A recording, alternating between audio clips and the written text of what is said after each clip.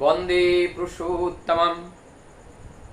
परम दयाल श्री ठाकुर भाववाणी में एक जगह कह रहे हैं, आप जितने भी प्रकार के अपराध क्यों ना कर चुके हो, आप हमारे पास आ जाओ।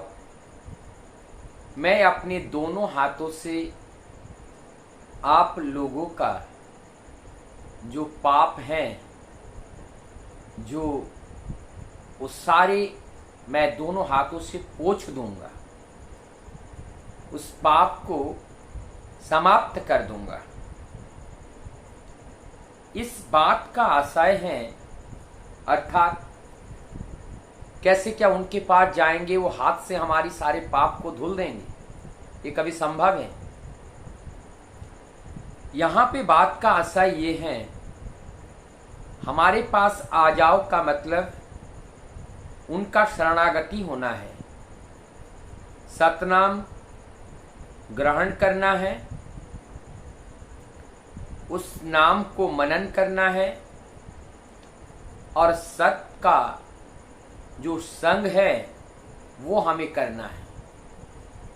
और ये जब हम करेंगे, हमारे अंदर का जो प्रारब्ध कर्म फल है, संचित कर्म फल है, धीरे धीरे सह प्राप्त होकर हम मुक्ति की ओर अग्रसर हो पाएंगे।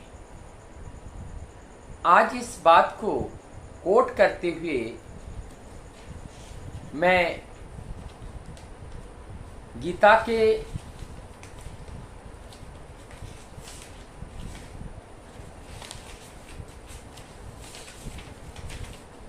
पंचम अध्याय में कर्म योग और उसमें कृष्ण भावना भावित कर्म, जिस कृष्ण भावना भावित कर्म का मतलब ये वही बात जो ठाकुर जी ने अभी बोले हैं कि आप हमारे पास आ जाओ, अर्थात ये जो कृष्ण भावना भावित कर्म है, यानी कि जो पुरुषोत्तम का जो निर्देशावली है, उनका जो अनुशासन है, जो संविधान है, जब उस संविधान के अंतर्गत मैं अपने जीवन को चलाऊंगा, तब हमारे अंदर की सारी मलिनताएं धीरे धीरे नाश होगी। तो ये पंचम अध्याय के इसमें कर्मयोग में 10वां नंबर वाणी में क्या कह रहे हैं? इसमें कह रहे हैं, ब्रह्मणि आध्याय। ब्राह्मणी आधाय, ब्राह्मणी माने भगवान, आधाय माने समर्पित करके, कर्माणी कर्म के माध्यम से, सारे कार्यों के माध्यम से, संगम उस में आसक्ति होकर, संगम माने उसका संग कर, उस परम सत्ता के साथ आसक्ति होकर, त्यक्तोवा माने त्याग कर, त्यक्तोवा त्याग कर, करोति यह, और इसको त्याग करके हमें करना है। अर्थात आगे कहते हैं, लिप्याते न सा, उसके साथ हमें युक्त तो नहीं होना है। लिप्याते माने उसमें उसके साथ आसक्त होना, उसके साथ जुड़ जाना, प्रभावित होना। न सा पापिन, न कभी नहीं, स मीन्स वह, पापिन माने पाप से।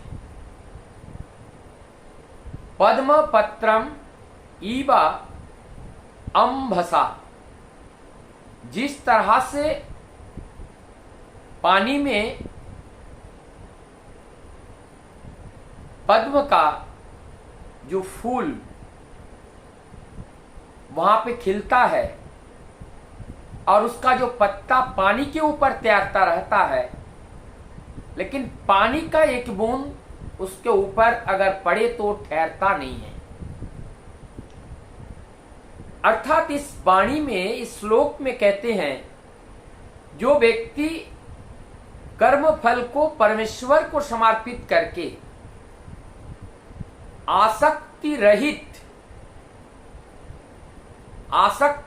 मतलब कोई आसक्ति रहित माने उसमें कोई हमारा कोई इच्छा नहीं है, ना हमें कोई पाने का इच्छा है, ना खोने का इच्छा है, हम केवल उन्हीं के कर्म करने की इच्छा है, हमारे इसमें कुछ पाना खोने का इच्छा कुछ नहीं है। तो यह आसक्ति रहित होकर अपना कर्म करता है, वह पाप कर्म से उसी प्रकार अप्रभावित रहता है जिस प्रकार कमल पत्र जल से अस्पृश्य रहता है, यानी जल उसके ऊपर गिरने के बावजूद भी वो जल उसको गीला नहीं कर पाता है।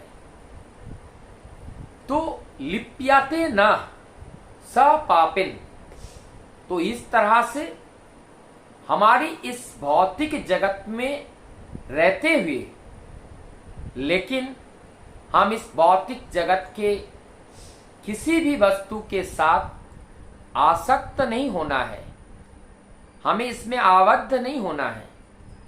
जैसे ही हम उसमें आसक्त हो जाएंगे, वहां हम बद्ध हो जाएंगे और हम बद्ध जीव की तरह कार्य करने लगेंगे।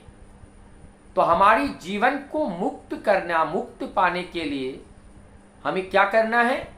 जो कृष्ण भावना भावित कर्म, अर्थात जब उस कृष्ण तत्व को लेकर धराधाम में जब प्रभु का आविर्भाव होता है, तभी ये देह भी उनका दिया हुआ है, हमें मनुष्य बनाया ये भी उनका इच्छा है, लेकिन सब अगर उन्हीं का है तो इन्हीं देह को लेकर हम अपने इंद्रिय सुख के लिए प्रयोग क्यों करेंगे? हम इस देह का प्रयोग प्रभु के सेवा के लिए करेंगे और अनासक्ति रहित होकर हम कोई चीज पाने की आशा से नहीं, केवल करना है इस देह का कर्म, सेवा करना है, उस सेवा भाव से हमें कर्म करते हुए चलना है। यही बात परम दयाल श्री ठाकुर जी ने भी हम लोगों को आज इस कलयुग में आकर यही बात बारंबार हमें समझा रहे हैं कि आपको ये जो देह मिला है परमपिता के कार्यों को करने के लिए, परमपिता को फर्स्ट प्रायोरिटी देने के लिए, उनको लाइन के कतार के पीछे रखने के लिए नहीं, लाइन के अग्रभाग में हमारे जीवन के सर्व कार्य में, सभी कार्यों में प्रभु को अग्र रखकर, आगे रखकर हमारी जीवन यापन करना होगा। उसी से हमारी जीवन की मुक्ति, उसी से हमारी जीवन का जो तपस्या का जो समाधानी है या इस देह का जो उद्देश्य है वो पूर्ण होता है। तो आइए आज हम लोग परम पिता को पाए हैं और वही जो कृष्ण तत्व हैं वो कृष्ण तत्व लेकर ही बारंबार भिन्न रूप में भिन्न देह धारण करके युग माफिक वर्तमान पुरुषों में उत्तम बनकर वो आए हुए हैं। और जो वर्तमान में आते हैं वो पूर्वतन को साथ में लेकर आते हैं। वर्तमान में जो प्रयोजन है उसके साथ साथ पूर्वतन को भी लेकर के आते हैं। इसीलिए वर्तमान को त्याग कर पूर्वतन को ग्रहण नहीं होता है और केवल पूर्वतन को ग्रहण कर वर्तमान को त्याग कर भी धर्म नहीं होता है। धर्म को हम अगर वास्तव में जाने और उसको अगर पालन करना चाहे तो वर्तमान को जीवन में लेकर ही चलना पड़ेगा, तभी हम पूर्वतन को ठीक ठीक समझ पाएंगे। आज परम दयाल ठाकुर जी ने अनेकों वाणियों के माध्यम से आज सहज सरल रूप से जानते थे। इस कलयुग के जो लोग हैं वो संस्कृत भाषा के उतने बड़े विद्वान नहीं होंगे। शायद वो जानकर हम लोगों की उस सहज रूप को, उस सहज भाव को उन्होंने हम सब के सामने रखे हैं। सहज भाषा वो बांग्ला में, हिंदी में, अंग्रेजी में, जिससे हम लोगों को समझने में कष्ट ना हो, ये उनकी दया है हम सब के ऊपर, जिस वजह से आज उनके साथ हम चल पा रहे हैं। उनके वाणी को आज, उस वाणी के अंदर आज हम लोग प्रभु को खोज करके पाते हैं। वंदे